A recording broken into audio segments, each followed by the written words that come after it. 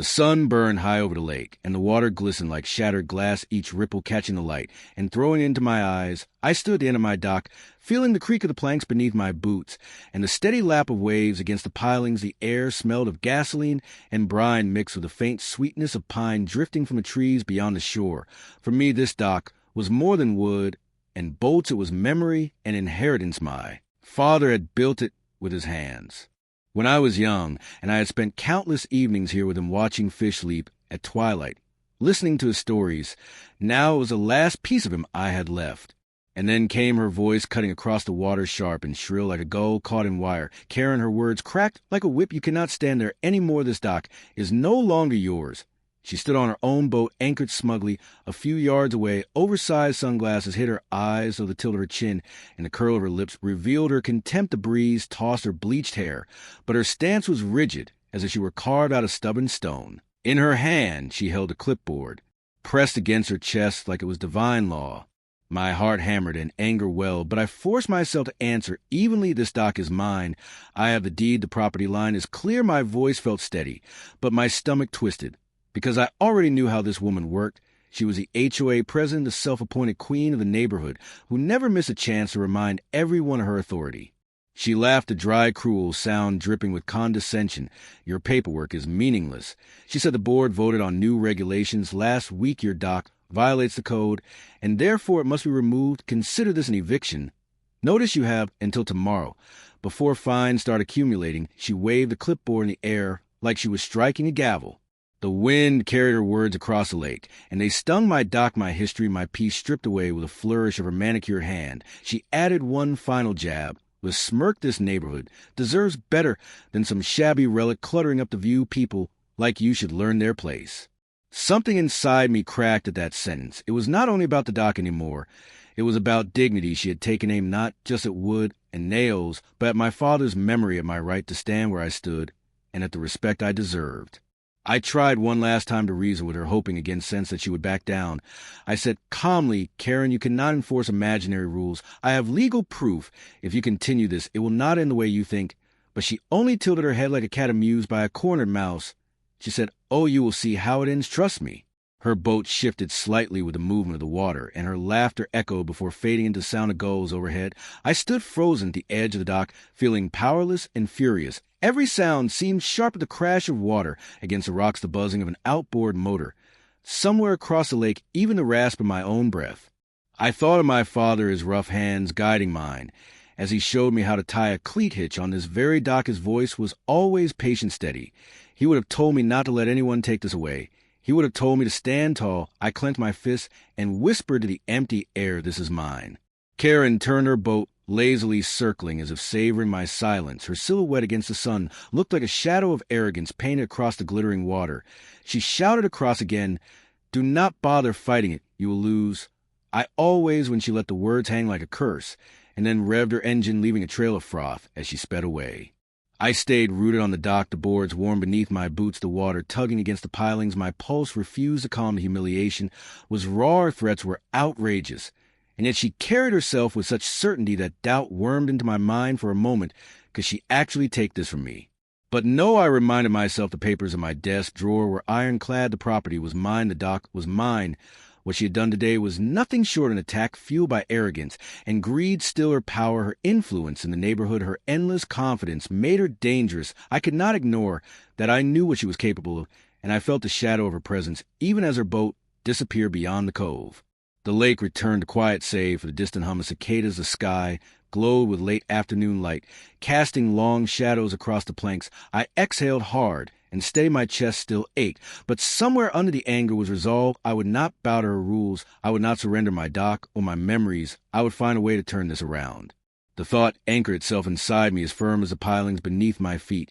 She thought she had already won. She thought her threats would bend me, but she had no idea who she was dealing with.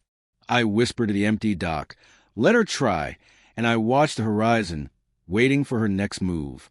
The first letter arrived the next morning, folded neatly in an envelope stamped with the HOA crest. I tore it open on my porch, the paper trembling in my hands in notice of violation. It read my dock was declared non-compliant, an unsafe subject to fines of $500 per day beginning. Immediately, my jaw tightened. I had expected Kerren to act, but seeing her threats in writing made the injustice burn hotter. It was not a suggestion, it was war. More letters followed, each one harsher than the last. She accused me of obstructing community views, of polluting the shoreline, of endangering wildlife. The claims were absurd, yet the tone of authority carried weight.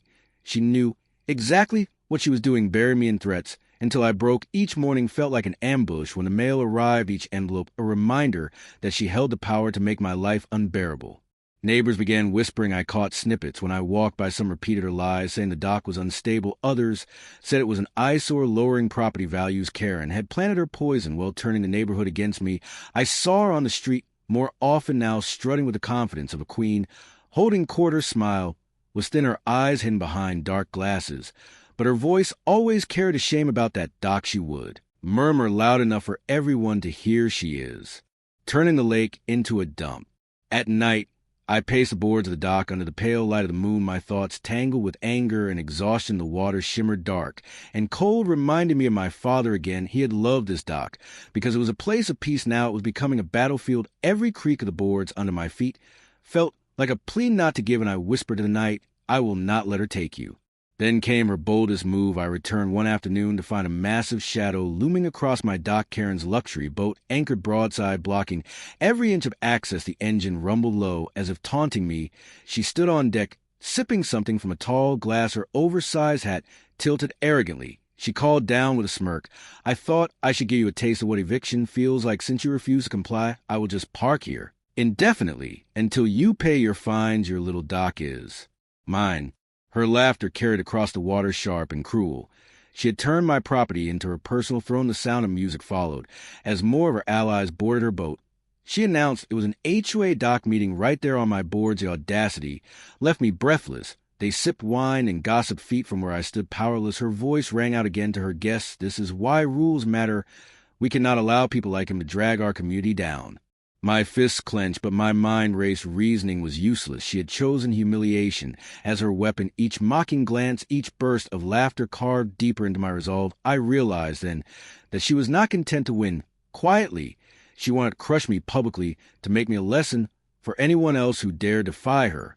I stood on the shore watching them celebrate on the very place that was mine. The dock groaned beneath their weight, the water splashing angrily against the pilings. The scent of fuel mixed with cheap perfume filled the air. My heart pounded, not with fear now, but with decision. This was not a fight I could win by pleading or proving paperwork. This was a fight that demanded something sharper, something she would never see coming.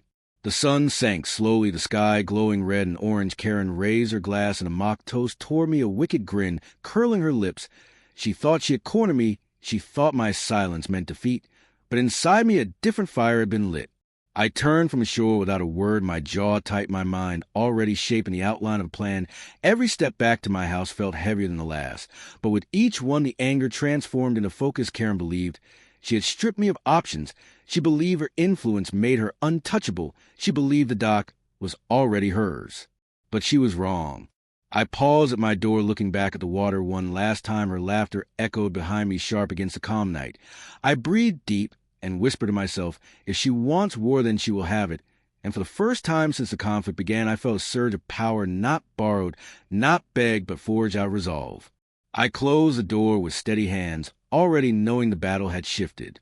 The days that followed were quiet on the surface, yet beneath that calm a storm built within me. Kerren paraded her victory. As if it were sealed, her boat still clung to my dock like a leech, heavy and gleaming under the sun. She strutted along the neighborhood streets, telling anyone who would listen that soon my dock would be torn apart and the lakefront freed of my so-called nuisance. She believed her conquest complete. But arrogance is a weakness, and hers was the largest crack in her armor. I began to study her every move. I noted how often she polished that boat, how she boasted about its imported design, its custom leather seats, its engine that purred like silk. It was her crown jewel, her prized possession more than any HOA title or clipboard. When she spoke of it, her voice softened with pride. It became clear to me that while she might sneer at my dock, it was nothing compared to her devotion to that vessel. If there was a place to strike, it was there. One evening I spoke with a neighbor who had grown weary of her antics. He told me quietly that her boat was not fully paid for and was under strict regulations with the marina. He explained that improper docking or unauthorized mooring could bring swift and severe penalties. He shook his head and said she is so wrapped up in herself, She does not even realize how vulnerable she is. The words hit me like a spark on dry tin to the plan. Began to form. I spent the next dawn preparing. I rose before the sun, the lake still cloaked in gray mist. I moved quietly, as though the water itself listened. I checked the paperwork stored carefully in a folder, the proof of ownership of my dock to property lines, clearly drawn. I read to the HOA bylaws until my eyes ached, and every clause etched itself into memory. And then I found that the very rules Kerren claimed to wield were the same rules her own boat was. Violating, she had moored without permission, blocking private access, ignoring safety distances, committing every sin she accused me of. The revelation filled me with a calm sense of power. I did not need to shout or beg. I only needed to reveal the truth. Her arrogance had written her downfall with her own hand. I placed cameras discreetly around my property, recording angles of her boat trespassing on my dock. I kept my phone ready to capture her words should she try to twist the story. I was building a wall of proof higher than any claim she could conjure. When the moment came, it was almost too perfect. The afternoon sun was high, and the lake shimmered as Kerren appeared strutting down her gangplank. Her sunglasses gleamed, and her hat cast a shadow across her smirk. She stood tall on the deck of her boat, still tied to my dock, and shouted across like a queen addressing a subject, "You have one last chance. Remove this dock before the board escalates further." I walked calmly onto the planks, feeling their strength beneath my feet. I met her gaze steady and unyielding. My voice was even when I said, "Actually, Kerren, you are the one trespassing." Her smirk faltered just slightly, but she laughed, brushing off my words. "Oh, please, you are clinging to scraps you will fold soon enough." I raised my phone so that the red light recording blinked visibly. I gestured to her boat tied illegally across my property line. I said, "You have been in violation since the day you parked this thing here. You are blocking access, damaging private property, and breaking marina rules. You do realize every second of this is being documented." She shifted her weight uneasily, her confidence cracking as neighbors began to wander out, drawn by the exchange. I dialed the number of the Marina Authority and placed the call on speaker. My voice was calm as I explained, "There is an unauthorized vessel moored across my private dock." I gave them her registration number visible on the hull. They promised to send officials. Immediately, Kerren's face paled behind her sunglasses. She stammered, "You would not dare." But I only said, "Watch me." The minutes stretched heavy with tension. Neighbors gathered, phones raised to record, whispers spreading like fire. Kerren attempted to maintain her composure, straightening her shoulders and scoffing loudly, but her hands twitched on the railing, and her voice cracked when she insisted, "This is a misunderstanding. He is the one in violation, not me." Yet no one seemed convinced. When the officials arrived in their uniforms, the atmosphere shifted completely. They examined my documents, my video evidence, the very placement of her boat. One of them shook his head firmly and declared, "This vessel is illegally docked and in direct violation of multiple regulations. We are seizing it effective immediately." Kerren's shriek pierced the air. "No, you cannot do this. This is my boat. You cannot touch it." But there they placed chains on her vessel, marking it for removal, and issued a thick packet of citations. The sound of the metal clinking against her polished hull was like music to my ears. Kerren clutched her clipboard to her chest, as if it could protect her, but the paper shield was useless. Her power evaporated with every stroke of the official's pen. I stood silent, letting the moment speak for itself. The neighbors were no longer whispering, but laughing, some even clapping as the scene unfolded. Kerren's perfect image cracked before all of them. The queen of the HOA, reduced to a frantic woman, begging for mercy. She shouted at the officials, threatened lawsuits, cursed my name, but all washed away unheard. The law was not on her side. As they finished securing her vessel, one of the officials turned to me and confirmed, "The dock is yours legally. She has no claim." Here the words were final, like a verdict the same hour. She had tried to evict me. I had seized her boat. I looked at Kerren, her face pale, her lips trembling. I said nothing more, only met her eyes until she turned away, hiding behind her sunglasses. Again, the balance had shifted. The war she thought she controlled had ended in her ruin. And for the first time since it began, I felt the dock beneath me, not as a battlefield, but as home again. And still I knew this was only the beginning. Her humiliation was public, but the fallout had yet to settle. She would not disappear, quietly, not Kerren. But she could never undo what had just happened. The battle was mine, and her crown was sinking. Kerren's voice shattered the lake air as the officials tightened the chains around her boat. Her shrieks carried across the water, raw and desperate, unlike the confident orders she once barked at neighbors. She screamed that this was illegal, that she was being targeted, that she would sue every person who dared to stand against her. But the words tumbled into the wind and dissolved among the laughter and gasps of those watching. The neighbors had gathered in clusters along the shoreline, their phones raised, their faces lit with a mixture of shock and delight. They had lived under her reign long enough to savor this moment. The woman who had ruled with threats and gossip now trembled on her deck, clutching the railing. Like a prisoner awaiting sentence, her sunglasses slipped down her nose, revealing eyes wide and wild, stripped of their practiced calm. She shouted again, but her voice cracked under the weight of humiliation. One man near the back chuckled loudly, and others joined. The sound grew and spread, until Kerren's protest drowned the tide of her own undoing. She spun toward me, her finger stabbing the air accusingly. "You did this, you poisoned them. Against me you will regret." This my reply was steady, simple. "No, Kerren. I only showed them the truth." The officials finished their work, marking the vessel with bright notices that fluttered in the breeze. The boat, once her throne, now bore the scarlet letters of her downfall. A younger neighbor whispered to his friend, "She really thought she owned everything, did she not?" They both laughed softly, shaking their heads. Kerren tried a final act of defiance, lifting her chin and declaring, "I am still president of this HOA. I will have the last word." But even as she spoke, her voice faltered when she noticed the cameras and neighbors were recording every second, broadcasting her collapse to the digital world. Once her greatest tool had been control through fear. Now her tantrum became entertainment. I stepped closer, my boots steady on the boards, and said clearly, so all could hear, "You tried to strip me of my dock. You mocked my father's memory. You thought power meant truth. But today you learn otherwise. This is not your kingdom, Kerren. This dock was never yours." Her lips trembled. She opened her mouth to retort, but no words came. The silence stretched, and in that silence her power bled away. The officials signaled their work was done and prepared to tow her boat. The clank of the chain echoed like the toll of a bell. Kerren dropped into a chair, her shoulders collapsing, her hands covering her face. The queen had lost her crown. The ruler had become the spectacle, her empire reduced to whispers and camera flashes. I turned to the neighbors, meeting their eyes one by one. Some smiled, some nodded. All carried the unspoken acknowledgement that the tide had shifted. No longer would Kerren's clipboard dictate their lives or fall. Was a warning, and a release. The fear she sowed was gone, replaced with something freer. As the tow line tightened, Kerren rose, suddenly screaming at the officials, "You did not take her. This boat is mine. You have no right." But her pleas fell flat. The officials ignored her, focusing only on the task. Their calm professionalism contrasted sharply with her frenzy. Each second that passed pulled the boat further from her control. When the vessel finally began to drift under their command, her voice broke into sobs. She clung to the rail as though her grip could anchor it back. But the chain pulled inexorably, and the boat shifted away. The neighbors cheered, some even clapped. The sound rolling across the water. Kerren's cries faded under their applause. I stood at the end of my dock, watching the scene unfold. My chest rose and fell with a deep breath, not of anger now, but of release. The boards under my feet felt steady again, strong again, mine again. The lake shimmered with the fading light of day, and for the first time in weeks, I felt peace return. Kerren collapsed onto the deck, her head in her hands, defeated, humiliated, powerless. The woman who had claimed she always won had been stripped bare in front of her kingdom. I spoke softly, though I knew she heard. "Every empire falls. Kerren, yours just happened faster than most." The neighbors slowly dispersed, still laughing, still buzzing with the story, already preparing to retell it at dinners and gatherings. Her downfall had become their favorite tale.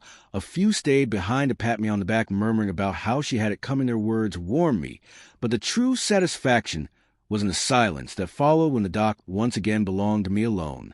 The news traveled faster than I expected. Within hours, the video of her screaming on her boat hit social media under the title HOA.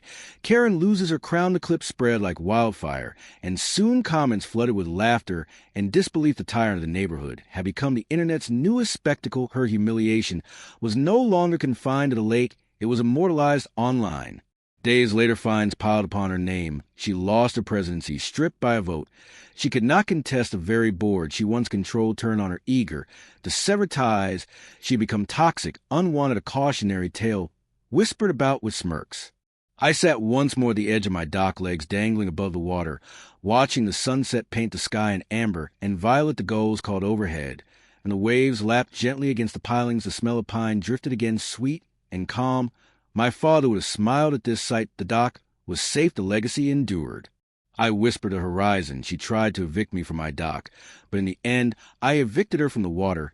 The words lingered in the air, sharp and final. Then I leaned back, letting the peace wash over me. The laughter of the neighbors still echoing faintly. The humiliation of Kerren etched forever into the lake's memory. The war was over. The dock was mine, and the queen had been dethroned.